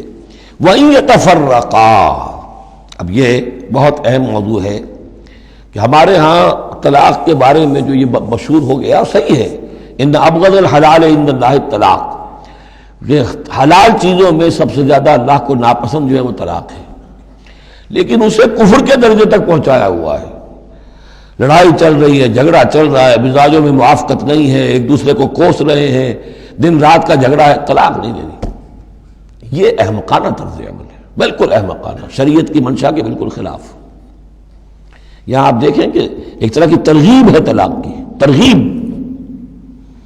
وَإِن يَتَفَرَّقَا اب اگر وہ متفرق ہو جائیں، علیحدہ ہو جائیں، سیپریشن جو آپ استعمال کرتے ہیں، سیپریٹ ہو جائیں، یغنی اللہ کلا من سعتہ اللہ دونوں کو اپنی کشادگی کشائش سے غنی کر دے گا۔ ہو سکتا ہے اس عورت کو بھی کوئی بہتر رشتہ مل جائے کہ جو اس سے اس کے ساتھ مزاجی موافقت رکھنے والا ہو، اور اس شوہر کو بھی اللہ تعالیٰ کوئی بہتر بیوی دے دے کہ جس کے اور اس کے درمیان جو ہے مزاج کے اندر موافقت پیدا ہو جائے۔ تو یہ کہ عدم موافقت ہے، لڑتے رہنا ہے، دنگا فساد ہے، لیکن یہ کہ وہ طلاق نہیں دینی ہے، یہ ہندوانہ اثرات ہیں ہم پر نمبر ایک، اور دوسرے عیسائیانہ اثرات ہیں۔ عیسائیت میں بھی طلاق حرام ہے، اس لیے کہ قانون اصل میں شریعت، انجیل میں شریعت اور قانون تو ہے ہی نہیں، لیکن جو حضور نے فرمایا ان ابغض الحلال عند اللہ الطلاق، ایسی ہی کوئی بات حضرت مسیح نے فرمائی کہ طلاق اگر بلا وجہ کوئی شخص طلاق دے دیتا ہے تو یہ ایسا ہی ہے، فرض کیجئے کہ اب وہ عورت جو ہے اس کی وہ بے سہارا رہ گئی، ہو سکتی ہے کہ اس کا آوارہ ہو جائے، تو گویا کہ اب اس کی گناہ کا وبال اس پر ہوگا کہ جس نے اسے طلاق دی ہے، بلا سبب طلاق دے دی۔ اب وہ عورت جو ہے اگر اس کی شادی اور نہیں ہوئی تو اس کی آوارگی کا امکان موجود ہے۔ تو اس کو سمجھنا چاہیے کہ یہ اخلاقی تعلیم تھی، یہ قانونی تعلیم نہیں تھی۔ قانونی تعلیم تو وہی ہے کہ جو تورات کے اندر ہے، آپ حضرت مسیح فرما کر گئے ہیں کہ یہ نہ سمجھو کہ میں قانون کو ختم کرنے آیا ہوں، موزائک لا جو ہے حضرت موسیٰ کی شریعت وہ تم پر نافذ رہے گی، لاگو رہے گی، عائد رہے گی۔ تو قانون قانون ہے اور اس کے ساتھ اخلاق کی تعلیم ہوتی ہے، اس کو انہوں نے قانون بنا دیا، نتیجہ یہ ہوا جب تک بیوی کے اوپر آپ بد کرداری کا الزام ثابت نہ کر دیں آپ طلاق نہیں دے سکتے، لہذا وہ 100 طریقے کر کے پہلے اسے بد کردار بناتے ہیں اور پھر اس کا ثبوت لیتے ہیں، تب جان چھڑاتے ہیں، ورنہ جان چھوڑ نہیں سکتی۔ تو یہ سارا کا سارا معاملہ جو ہے شریعت کے اندر تو جو صحیح راستے رکھ دیے گئے ہیں ان کو اگر چھوڑا جائے گا تو پھر غلط راستے اختیار کرنے پڑیں گے۔ تو ایک ہندوانہ اثرات جو ہمارا پس منظر ہے، اور ایک جدید تہذیب کے جس پر عیسائیت کا غلبہ ہو گیا تھا، ان کے ہاں کے اثرات کی وجہ سے یہ طلاق کا معاملہ ہمارے ہاں تقریباً کفر بنا دیا لوگوں نے۔ وَإِن يَتَفَرَّقَا يُغْنِ اللَّهُ كُلًّا مِّن سَعَتِهِ اگر وہ علیحدہ ہو جائیں، نہیں مزاجوں کی موافقت ہو رہی، وَكَانَ اللَّهُ وَاسِعًا حَكِيمًا اللہ بڑی وسعت رکھنے والا ہے، بڑی سمائی رکھنے والا ہے، اس کے خزانے بڑے وسیع ہیں، حکیم ہے، حکمت والا ہے، اس کا ہر حکم جو ہے وہ حکمت پر مبنی ہے۔ وَلِلَّهِ مَا فِي السَّمَاوَاتِ وَمَا فِي الْأَرْضِ اللہ ہی کا ہے جو کچھ کہ ہے آسمانوں میں اور جو کچھ کہ ہے زمین میں۔ وَلَقَدْ وَصَّيْنَا الَّذِينَ أُوتُوا الْكِتَابَ مِن قَبْلِكُمْ وَإِيَّاكُمْ أَنِ اتَّقُوا اللَّهَ اور دیکھو مسلمانوں، جو تم سے پہلے تھے انہیں بھی ہم نے وصیت کی تھی، جنہیں کتاب دی تھی، اور اب تمہیں بھی وصیت یہی ہے کہ اللہ کا تقوی اختیار کرو، اصل شے ہے تقوی، ورنہ شریعت جو ہے اس کا بھی مذاق بن جائے گا۔ اسی لیے حضور کا جو خطبہ ہے بہت مشہور، عام جمعوں میں آپ سنتے بھی ہوں گے، اوصیکم ونفسی بتقوی اللہ، مسلمانوں میں تمہیں بھی وصیت کرتا ہوں اور اپنے نفس کو بھی وصیت کرتا ہوں کہ اللہ کا تقوی اختیار کریں۔ قوا انفسکم واہلیکم نارا، بچاؤ اپنے آپ کو اور اپنے اہل و عیال کو آگ سے۔ تو یہ تقوی جو ہے، وَلَقَدْ وَصَّيْنَا الَّذِينَ أُوتُوا الْكِتَابَ مِن قَبْلِكُمْ تم سے پہلے جن کو کتاب دی گئی تھی انہیں بھی ہم نے وصیت کی تھی، وَإِيَّاكُمْ اور سن لو تم بھی کان کھول کر، تمہیں بھی یہ وصیت ہے، أَنِ اتَّقُوا اللَّهَ کہ اللہ کا تقوی اختیار کرو۔ وَإِن تَكْفُرُوا اگر تم نہ مانو گے، فَإِنَّ لِلَّهِ مَا فِي السَّمَاوَاتِ وَمَا فِي الْأَرْضِ تو جو کچھ بھی ہے آسمانوں میں اور جو کچھ بھی ہے زمین میں وہ اللہ ہی کا ہے۔ وَكَانَ اللَّهُ غَنِيًّا حَمِيدًا اور اللہ تعالیٰ تو غنی ہے، اپنی ذات میں خود ستودہ صفات ہے۔ وَلِلَّهِ مَا فِي السَّمَاوَاتِ وَمَا فِي الْأَرْضِ، اور آسمان اور زمین میں جو کچھ ہے وہ اللہ کا ہے، وَكَفَى بِاللَّهِ وَكِيلًا، اور اللہ کافی ہے کارساز ہونے کے اعتبار سے۔ عورت بھی یہ سمجھے میرا کارساز اللہ ہے، یہ شوہر جو میرا ہے یہ ظلم کر رہا ہے، میرے ساتھ انصاف نہیں کر رہا ہے، تو میں اسے تعلق منقطع کروں، اللہ بہتر میرے لیے کوئی راستہ پیدا کر دے گا، اللہ کارساز ہے۔ اسی طریقے سے مرد بھی یہ سمجھے، کوئی عورت ہے دین کے معاملے میں نہیں اس کے ساتھ تعاون کر رہی ہے، وہ دین کا کام کرنا چاہتا ہے، تو آخر یہ نہیں ہے کہ سمجھا جائے کہ ہر صورت عورت سے تو نباہ کرنا ہے چاہے اللہ کس سے بغاوت ہو جائے، یہ تو کوئی بات نہ ہوئی، ہر چیز کو رکھنا ہے اپنے مقام پر۔ ان یشاء یذہبکم ایھا الناس، اے لوگوں کیا سمجھتے ہو تم، اللہ چاہے تو تم سب کو لے جائے، ختم کر دے، ویات بآخرین، اور لوگوں کو پیدا کر دے، تمہاری کوئی حیثیت نہیں اللہ کے مقابلے میں، نفس واحد کی طرح ہو، جب چاہے اللہ تعالیٰ تم سب کو نسیہ منسیہ کر دے۔ وَكَانَ اللَّهُ عَلَى ذَلِكَ قَدِيرًا، اور یقیناً اللہ تعالیٰ اس چیز پر قادر ہے۔ مَنْ كَانَ يُرِيدُ ثَوَابَ الدُّنْيَا فَعِندَ اللَّهِ ثَوَابُ الدُّنْيَا وَالْآخِرَةِ، جو کوئی بھی دنیا کا ثواب چاہتا ہے، ساری بھاگ دوڑ محنت دن رات کی کوشش دنیا کمانے میں، اور پیسہ اور دولت اور جائیداد اور ترقی، عہدوں میں ترقی، اور اپنی اور زندگی کے اور ان چیزوں کے اندر لگے ہوئے ہیں سارے دن ساری رات، عند اللہ ثواب الدنیا والآخرہ، اللہ کے پاس تو ثواب دنیا کا بھی آخرت کا بھی ہے۔ تو ہی ناداں چند کلیوں پر قناعت کر گیا، ورنہ گلشن میں علاج تنگی دورہ بھی تھا۔ اللہ سے تم مانگو، دنیا بھی مانگو آخرت بھی مانگو۔ ربنا آتنا فی الدنیا حسنۃ وفی الآخرۃ حسنۃ وقنا عذاب النار، اللہ کے ساتھ اپنے معاملے کو درست کرو، خلوص و اخلاص کے اوپر اپنا تعلق استوار کرو، اس کی طرف سے جو ذمہ داریاں ہیں انہیں ادا کرو، پھر یہ کہ اللہ تعالیٰ دنیا سے بھی نوازے گا۔ من کان یرید ثواب الدنیا فعند اللہ ثواب الدنیا والآخرہ وکان اللہ سمیعا بصیرا، اور اللہ تعالیٰ سب کچھ سننے والا اور دیکھنے والا ہے۔ اب جو آیت آ رہی ہے وہ پھر عظیم ترین آیات میں سے قرآن مجید کی، یا ایھا الذین آمنوا کونوا قوامین بالقسط شہداء للہ ولو علی انفسکم او الوالدین والاقربین ان یکن غنیا و فقیرا فاللہ اولی بہما فلا تتبعوا الہوی ان تعدلوا وان تلووا او تعرضوا فان اللہ کان بما تعملون خبیرا۔ اے اہل ایمان، کھڑے ہو جاؤ عدل کو قائم کرنے کے لیے پوری قوت کے ساتھ۔ سورہ آل عمران میں ہم نے کیا پڑھا تھا؟ اللہ قائما بالقسط ہے، شہد اللہ انہ لا الہ الا هو والملائکۃ واولو العلم قائما بالقسط۔ جب اللہ عدل قائم کرنا چاہتا ہے تو اللہ کے اس دنیا میں کارندے کون ہیں؟ اہل ایمان، سپاہی ہیں، اللہ کے سپاہی، لہذا عدل قائم کرے گا اللہ دنیا میں اہل ایمان کے ذریعے۔ اللہ دین کا غلبہ چاہتا ہے لیکن اہل ایمان کو جانیں دینی ہوگی، کوششیں کرنی ہوگی، اثار کرنا ہوگا، قربانیاں دینی ہوگی، تب دین غالب ہوگا۔ لیکن یہ اندازہ کیجئے کہ کس قدر اہمیت ہے عدل و قسط، یہ جو سوشل جسٹس کا معاملہ ہے، جتنا زور اسلام نے دیا ہے بدقسمتی سے آج کا ہمارا مذہبی طبقہ اتنا ہی اس سے بے بہرا، سرے سے انہیں پتہ ہی نہیں کہ سوشل جسٹس کی بھی کوئی اہمیت اسلام میں ہے۔ قانون کی اہمیت ہے، تعزیرات کی اہمیت ہے، چور کا ہاتھ کاٹو اس کی اہمیت تو معلوم ہے، لیکن یہ کہ اس نظام کو درست کرو، ظلم ختم کرو، ایکسپلائٹیشن ختم کرو، یہ سرمایہ دار جس طریقے سے خون چوس رہے ہیں اور چوس چوس کر جیسے مچھر پھول جاتا ہے ہمارا خون پی کر، اس طرح وہ پھولے ہوئے ہیں، آخر یہ پورا نظام درست کرو نا۔ یہ مشین جو ہے، یہ پورا نظام جو ہے جس میں کہ ڈسٹریبیوشن آف ویلتھ جو ہے اس کا نظام غلط ہے۔ ایک ایسی چکی ہے کہ آٹا پیس کر ایک طرف ڈالتی ہے دوسری طرف ڈالتی ہی نہیں، ایک طرف بھوک ہے، کاد الفقر و یکون کفرا، یہ فقر جو ہے یہ تو کفر تک انسان کو پہنچا دیتا ہے۔ پہلے وہ نظام قائم کرو جس میں عدل ہو، جس میں ضمانت دی گئی ہو کہ ہر شخص کی، ہر شہری کی بنیادی ضروریات کی کفالت ہے جو نظام خلافت کے اندر ہے۔ پھر کوئی چوری کرے تو ہاتھ کاٹو، ضرور کاٹو، لیکن یہ ہے کہ قانون تو ہمیں معلوم ہے، بحالات موجودہ آپ وہ قانون نافذ کر دیجئے، فائدہ ہوگا حرام خوروں کو، بلیک مارکیٹیوں کو، جنہوں نے کہ حرام خوری سے دولت جمع کی ہوئی ہے۔ چور کا ہاتھ کٹے گا تو وہ پھر پاؤں پھیلا کے سوئیں گے، انہیں ڈر کائے کا رہا، فائدہ انہیں ہوگا۔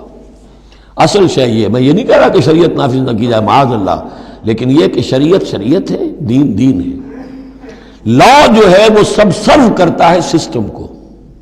قانون جو ہے وہ کسی نظام کو قائم کرتا ہے، مضبوط کرتا ہے، سب سرو کرتا ہے، اس کی خدمت کرتا ہے۔ جو سسٹم ہے نظام دین کا اس کو قائم کرو، اور پھر اس کو قائم رکھنے کے لیے، اسے کنسولیڈیٹ کرنے کے لیے، اسے چلانے کے لیے، اسے مستقل کرنے کے لیے قانون نافذ کرو۔ یہ ہے جو کہ اصول ہے۔ یا ایھا الذین آمنوا کونوا قوامین بالقسط شہداء للہ، یہی مضمون سورہ مائدہ میں بھی آ جائے گا، کل ہم پڑھیں گے انشاءاللہ۔ صرف یہ کہ اس میں ترتیب بدل گئی ہے، یا ایھا الذین آمنوا کونوا قوامین للہ شہداء بالقسط، بس اتنا فرق ہے۔ لیکن اس میں اشارہ ہو گیا کہ اللہ اور قسط گویا کہ مترادف الفاظ ہیں۔ گواہ بن جاؤ اللہ کے یا گواہ بن جاؤ قسط کے، کھڑے ہو جاؤ اللہ کے لیے یا کھڑے ہو جاؤ انصاف کے لیے۔ معلوم ہوا اللہ اور قسط یہ مترادف ہیں۔ یا ایھا الذین آمنوا کونوا قوامین بالقسط شہداء للہ ولو علی انفسکم، خواہ یہ انصاف کی بات تمہارے اپنے خلاف جا رہی ہو، اوی الوالدین یا تمہارے والدین کے خلاف جا رہی ہو، والاقربین خواہ تمہارے قرابت داروں کے خلاف جا رہی ہو۔ تمہارا تعلق عدل کے ساتھ، انصاف کے ساتھ، قسط کے ساتھ ہے، رشتہ داری کے ساتھ نہیں۔ ان یکن غنیا اور فقیرا، ایک چور دروازہ یہ ہوتا ہے تو خیر حق تو اس کا نہیں بنتا ہے، لیکن یہ غریب ہے، چلو میں اس کے حق میں فیصلہ کر دوں۔ ان یکن غنیا اور فقیرا فاللہ اولیٰ بہما، چاہے وہ شخص غنی ہے یا فقیر ہے، دونوں کا پشت پناہ اللہ ہے، دونوں کا کفیل اللہ ہے۔ تم نہیں ہو کفیل، تمہیں فیصلہ کرنا ہے جو صحیح ہے، جو عدل پر ہے، جو انصاف پر ہے، وہ فیصلہ کرنا ہے، کسی کی جانبداری نہیں۔ وہ جانبداری نہ باپ کی کرنی ہے، نہ ماں کی کرنی ہے، نہ بھائی کی کرنی ہے، نہ خود اپنی کرنی ہے۔ یا ایھا الذین آمنوا کونوا قوامین بالقسط شہداء للہ، اللہ کے گواہ بن کر کھڑے ہو جاؤ اللہ کے حق میں۔ دیکھیے شہادت اعلیٰ، لوگوں پر گواہی، اور شہادت للہ، اللہ کے لیے گواہی۔ یہوہاز وٹنسز، اللہ کے گواہ، یہ تو ہمیں ہونا چاہیے، اللہ کے گواہ بن کر کھڑے ہو جائیں، ہر حق بات جو اللہ کی طرف سے اس کے علمبردار ہوں، اور اس حق کو قائم کرنے کے لیے تن من دھن لگانے کے لیے اپنی کمر کس لیں۔ وَلَوْ عَلَىٰ أَنفُسِكُمْ وَبِالْوَالِدَيْنِ وَالْأَقْرَبِينَ إِن يَكُنْ غَنِيًّا أَوْ فَقِيرًا فَاللَّهُ أَوْلَىٰ بِهِمَا، ان کا خیر خواہ اللہ ہے۔ فَلَا تَتَّبِعُوا الْهَوَىٰ، تو دیکھو خواہشات کی پیروی نہ کرو، أَن تَعْدِلُوا، مبادا تم عدل سے ہٹ جاؤ کہ تم عدل نہ کرو، خواہشات کی پیروی کر کے عدل سے برگشتہ ہو جاؤ۔ وَإِن تَلْوُوا أَوْ تُعْرِضُوا، اگر تم زبانوں کو ادھر ادھر مروڑے گئے، بات جس کو آپ کہتے ہیں کہ اپنے جو ہے اپنے الفاظ جو ہیں ان کو انسان جو ہے چوئنگ یور ورڈز، تو اس طریقے سے کہ بات کہنا بھی چاہتے ہیں کہہ بھی نہیں پا رہے ہیں، حق بات جو ہے زبان سے نکالنا نہیں چاہتے، غلط بات نکل نہیں رہی ہے۔ ان تلووا او تعرضوا، یا تم اعراض کرو گے، بچ جاؤ گے، منہ موڑ لو گے، فإن اللہ کان بما تعملون خبیرا، تو اللہ تعالیٰ جو کچھ تم کر رہے ہو اس سے پوری طرح باخبر ہے، اللہ بے خبر نہیں ہے۔ اس کے بعد اب جو مضمون آ رہا ہے وہ شاید اس سورہ مبارکہ کا اہم ترین مضمون ہے۔ یا ایھا الذین آمنوا آمنوا باللہ ورسولہ والکتاب الذی نزل علی رسولہ والکتاب الذی انزل من قبل،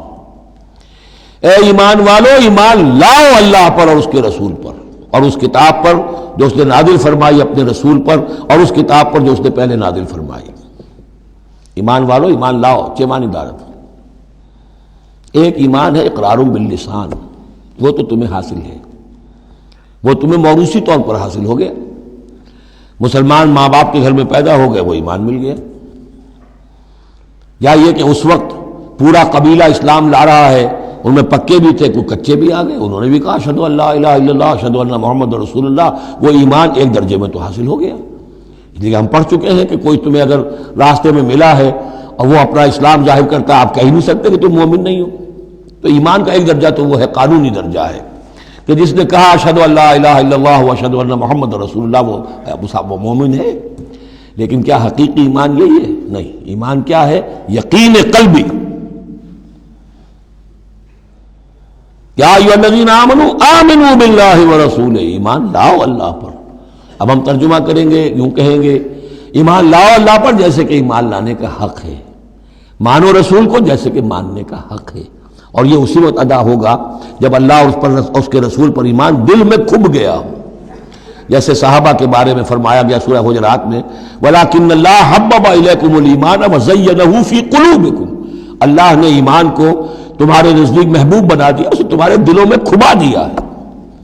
اور کچھ لوگوں کے بارے میں فرمایا قالت الاعراب آمنا قل لم تؤمنوا ولكن قولوا اسلمنا ولما يدخل الايمان في قلوبكم، یہ بدو دعویٰ کر رہے ہیں ہم ایمان لے آئے۔ اے نبی ان سے کہہ دیجئے تم ہرگز ایمان نہیں لائے ہو، ہاں یوں کہہ سکتے ہو کہ ہم مسلمان ہو گئے، اسلام لے آئے ہیں، ہم نے سر تسلیم خم کر دیا، ہم نے اطاعت قبول کر لی، لیکن ابھی تک ایمان تمہارے دلوں میں داخل نہیں ہوا ہے۔ اصل ایمان وہ ہے جو دل میں داخل ہو جائے، اقرار باللسان و تصدیق بالقلب۔ لیکن یہاں بھی اصل میں جو ہے روئے سخن کن کی طرف ہو رہا ہے؟ منافقین کی طرف ہو رہا ہے۔ وہ ایمان تو لائے تھے لیکن وہ ایمان نہیں تھا۔ یا ایھا الذین آمنوا آمنوا باللہ ورسولہ والکتاب الذی نزل علی رسولہ، قرآن کے لیے لفظ نزل، والکتاب الذی انزل من قبل، اور تورات کے لیے انزل، اور اس کتاب پر بھی جو پہلے نازل کی گئی تھی۔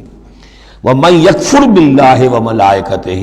جو کوئی کفر کرے گا اللہ کا اور اس کے فرشتوں کا، وَكُتُبِهِ اور اس کی کتابوں کا، وَرُسُلِهِ اور اس کے رسولوں کا، وَالْيَوْمِ الْآخِرِ اور قیامت کے دن کا، فَقَدْ ضَلَّ ضَلَالًا بَعِيدًا، تو وہ تو گمراہ ہو گیا اور گمراہی میں بہت دور نکل گیا۔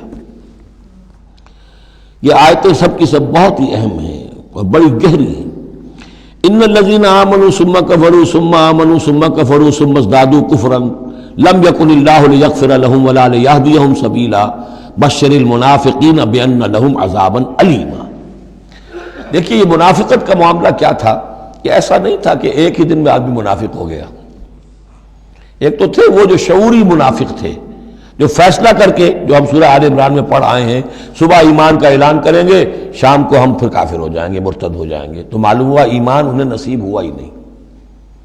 اور انہیں بھی معلوم تھا کہ ہم مومن نہیں ہیں، ہم ایمان لائے نہیں ہیں، تو دھوکہ دے رہے ہیں۔ یہ شعوری منافق ہوا۔ غیر شعوری منافق کون سے ہوتے تھے؟ کہ جو آئے تو تھے، کوئی دل میں دھوکہ دینے کی نیت نہیں تھی،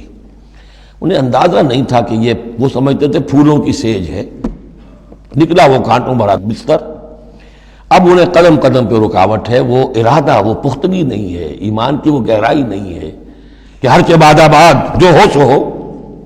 ان کا کیا ہوتا ہے، کچھ دو قدم چلے، کچھ پیچھے ہٹ گئے، کچھ چھٹک گئے، کچھ چلے، کچھ ہمت کی، کچھ رک گئے۔ نتیجہ یہ ہوتا ہے کہ اب لوگ ان کے ڈانٹ ڈپٹ کرتے تم کیا کرتے ہو، تو اب انہوں نے کیا کیا، جھوٹے بہانے بنانے شروع کیے، اور پھر آخری درجہ جھوٹی قسمیں کھانی شروع۔ خدا کی قسم یہ مجبوری تھی، اس لیے میں رک گیا تھا، تم سمجھتے ہو کہ میں جہاد میں نہیں جانا چاہتا تھا، تم ایسا گمان تو نہ کرو، مجھے یہ مجبوری ہو گئی تھی، میری بیوی مر رہی تھی، میں کیسے جا سکتا تھا، وغیرہ وغیرہ، جھوٹی قسمیں۔ تو یہ جو ہے معاملہ ایمان اور کفر کا، یہ یوں چلتا رہتا ہے۔ اگرچہ اوپر جو ہے وہ پردہ تو ایمان کا ہے، کافر تو وہ ہوا ہی نہیں، اسلام لے آیا تھا، مومن ہے، اور وہ ارتداد کا اس نے اعلان نہیں کیا، لیکن ابھی ایمان کی طرف آیا پھر کفر کی طرف گیا، پھر ایمان کی طرف آیا پھر کفر کی طرف گیا۔ یہ مذبذبین بین ذالک، اوسیلیشن جو ہے یہ ہوتی رہتی ہے۔ اور اس کی بہترین مثال کیا ہے، کبھی اگر کسی کو آپ نے دریا میں کسی تالاب میں ڈوبتے دیکھا ہو، نیچے گیا پھر آیا ذرا اوپر، پھر گیا پھر آیا، پھر گیا تو گیا، بالکل وہ نقشہ ہے جو یہاں ہے۔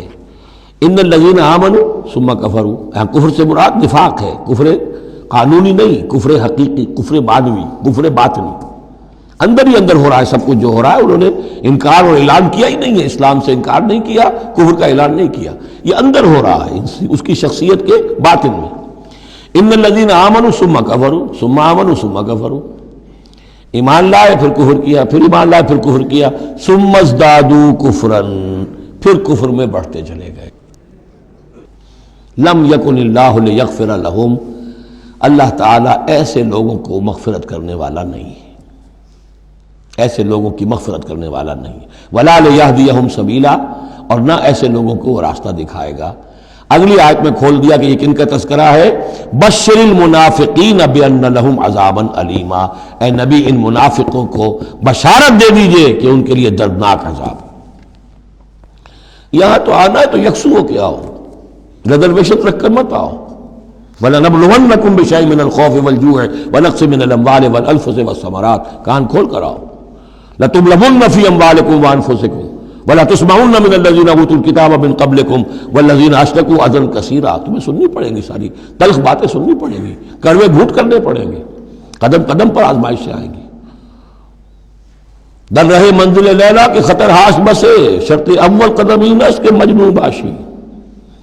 بشر المنافقین، تنزیہ انداز ہے، ان منافقوں کو بشارت دے دیجئے محمد صلی اللہ علیہ وسلم کہ ان کے لیے بہت دردناک عذاب ہے۔ الذین یتخذون الکافرین اولیاء من دون المؤمنین، ان کی ایک شان یہ بھی تھی کہ وہ جو کفار تھے ان کو دوست بناتے تھے۔ وہ چاہتے تھے نا don't keep all your eggs in one basket, بالکل یکسو مسلمانوں کے ساتھ ہو جاؤ، کیا پتہ ہے کل پلڑا جو ہے بدل جائے۔ تو کفار کے ساتھ بھی keep some good office with them also, کچھ نہ کچھ ان کے ساتھ رہے معاملہ، کہہ سکے وقت کے اوپر، تو دوستیاں رکھتے تھے۔ الذین یتخذون الکافرین اولیاء من دون المؤمنین، اہل ایمان کو چھوڑ کر ان کو دوست بناتے ہیں اور ان کو اپنا پشت پناہ بناتے ہیں۔ ایبتغون عندہم العزہ، کیا وہ ان کے اس قرب میں اور ان کی محفلوں میں جا جا کر عزت چاہتے ہیں، عزت کی تلاشی ہے۔ امریکہ جانا بہت بڑا اعزاز ہے، اتنے بڑا اعزاز مل گیا تو یہ عزت ہی ہے نا جو انسان ڈھونڈنے کے لیے، اور اس کے لیے کروڑوں روپیہ خرچ ہوتا ہے، اس کے لیے جو بھی لابینگ ہوتی ہے، اس کے لیے وہ چند منٹ کی ملاقات کے لیے وہ بھی، اور کچھ اس سے حاصل ہو نہ ہو، باقی جو پالیسیاں ان کی چلتی رہتی ہیں وہ تو جو بھی ان کا CIA کر رہا ہے یا کوئی اور پینٹاگون کر رہا ہے وہ تو بیٹھا ہوا ہے فگر ہیڈ، اس کے سوا کچھ بھی نہیں۔ الذین یتخذون الکافرین اولیاء من دون المؤمنین یبتغون عندہم العزہ فإن العزۃ للہ جمیعا، عزت کل کی کل اللہ کے اختیار میں ہے۔ کہاں عزت ڈھونڈ رہے ہو؟ وقد نزل علیکم فی الکتاب، اور یہ بات تم پر نازل کی جا چکی ہے کتاب میں، یہ سورہ انعام کی آیت نمبر 68 ہے، جس میں روکا گیا مسلمانوں کو کہ جب تم دیکھو کہ کافر لوگ جو ہیں استہزاء کر رہے ہیں، قرآن کا مذاق اڑا رہے ہیں، تو کم سے کم یہ ہے، اب مکے کی آیت ہے وہ، اس وقت مسلمانوں میں اتنا زور تو نہیں تھا کہ ان کو چپ کر سکتے زبردستی، لیکن یہ کم سے کم یہ کرو کہ وہاں بیٹھو مت، وہاں سے چلے جاؤ، احتجاجاً جو ہے وہاں سے رخصت ہو جاؤ، پھر وہاں بیٹھو نہیں۔ اگر بیٹھے رہو گے تو ہو سکتا ہے تمہاری غیرت کے اندر کچھ کمی آتی چلی جائے، تمہاری جو حس جو ہے وہ پھر کند پڑ جائے۔ تو اسی کا حوالہ دیا جا رہا ہے، وقد نزل علیکم، اللہ اتار چکا ہے تم پر فی الکتاب، اسی کتاب میں قرآن میں، ان اذا سمعتم آیات اللہ یکفر بہا، جب تم سنو کہ اللہ کی آیات کا کفر کیا جا رہا ہے، وہ یستہزأ بہا، اور ان کا مذاق اڑایا جا رہا ہے، فلا تقعدوا معہم، تو ان کے ساتھ مت بیٹھو، حتی یخوضوا فی حدیث غیرہ، یہاں تک کہ پھر وہ کسی اور بات میں لگ جائیں، پھر دوبارہ آ جاؤ، کوئی حرج نہیں، کوئی اور بات ہے، اس لیے کہ بہرحال ان کو کوئی نے تبلیغ کرنی ہے، ان سے گفتگو کرنی ہے، تعلق منقطع نہیں کرنا، لیکن جب وہ یہ حرکت کر رہے ہو تب ان کے قریب مت بیٹھو۔ انکم اذا مثلہم، اگر تم بھی بیٹھے رہو گے اس وقت اسی حالت میں ان کے ساتھ تو پھر تم بھی ان جیسے ہو جاؤ گے۔ ان اللہ جامع المنافقین والکافرین فی جہنم جمیعا، یقیناً اللہ تعالیٰ جمع کر کے رہے گا منافقوں کو بھی اور کافروں کو بھی جہنم میں سب کو۔ الذین یتربصون بکم، وہ جو تمہارے لیے ایک انتظار کی حالت میں ہیں، دیکھنا چاہتے ہیں، دیکھیے اونٹ کس کروٹ بیٹھتا ہے، تیل دیکھو، تیل کی دھار دیکھو، آخری فتح مسلمانوں کو ہوتی ہے یا کفار کو ہوتی ہے، دونوں کے ساتھ کچھ نہ کچھ تعلقات رکھو تاکہ وقت جو بھی ہو، جو بھی صورتحال سچویشن جو بھی ہو جائے، ہم اس کے اندر اپنے بچاؤ کی کوئی شکل کر لیں۔ تو الذین یتربصون بکم، وہ تمہاری بات طاق میں ہے، منتظر ہیں، سوچ رہے ہیں۔ فَإِن كَانَ لَكُمْ فَتْحٌ مِّنَ اللَّهِ، تو اگر تمہیں فتح مل جاتی ہے اللہ تعالیٰ کے فضل و کرم سے، قَالُوا أَلَمْ نَكُن مَّعَكُمْ، وہ آ جائیں گے، ہم بھی تو آپ کے ساتھ تھے، مسلمان تھے، ہمارا بھی حصہ نکالیے مال غنیمت میں سے۔ وَإِن كَانَ لِلْكَافِرِينَ نَصِيبٌ، اور اگر کوئی حصہ پہنچ جائے کافروں کو، کوئی فتح ہونے وقتی طور پر حاصل ہو جائے، ان کا پلڑا بھاری ہو جائے، قالوا، تو وہ کہے کہ اپنے ان کافروں ساتھیوں سے، أَلَمْ نَسْتَحْوِذْ عَلَيْكُمْ، کیا ہم نے آپ کا گھیراؤ نہیں کر لیا تھا، ہم نے آپ کو بچایا ہوا تھا کہ یہ مسلمان جو ہیں، ہم تو اوٹ بنے ہوئے تھے اصل میں، آپ سمجھتے ہیں مسلمانوں کے ساتھ ہو کر ہم جنگ کرنے آئے تھے، نہیں، ہم اس لیے آئے تھے کہ مسلمانوں کے حملوں سے آپ کو بچائیں۔ أَلَمْ نَسْتَحْوِذْ عَلَيْكُمْ وَنَمْنَعْكُمْ مِنَ الْمُؤْمِنِينَ، ہم نے تو بچایا ہے آپ کو مسلمانوں سے۔ فَاللَّهُ يَحْكُمُ بَيْنَكُمْ يَوْمَ الْقِيَامَةِ، تو اللہ ہی فیصلہ کرے گا تمہارے مابین قیامت کے دن۔ وَلَن يَجْعَلَ اللَّهُ لِلْكَافِرِينَ عَلَى الْمُؤْمِنِينَ سَبِيلًا، اور اللہ تعالیٰ کافروں کو اہل ایمان کے مقابلے میں راہیاب نہیں کرے گا۔ ان المنافقون یخادعون اللہ وهو خادعهم، یہ منافق اللہ کو دھوکہ دینے کی کوشش کر رہے ہیں اور اللہ انہیں دھوکہ دے رہا ہے۔ وَإِذَا قَامُوا إِلَى الصَّلَاةِ قَامُوا كُسَالَىٰ، جب نماز کے لیے بھی کھڑے ہوتے ہیں تو کسل بندی کے ساتھ کھڑے ہوتے ہیں، طبیعت میں بشاشت نہیں ہوتی. یراؤون الناس، لوگوں کو دکھاوے کے لیے. ولا یذکرون اللہ الا قلیلا، اور نہیں ذکر کرتے حقیقت میں اللہ کا مگر بہت کم. بارک اللہ لی ولکم فی القرآن العظیم ونفعنی وإیاکم بالآیات والذکر الحکیم.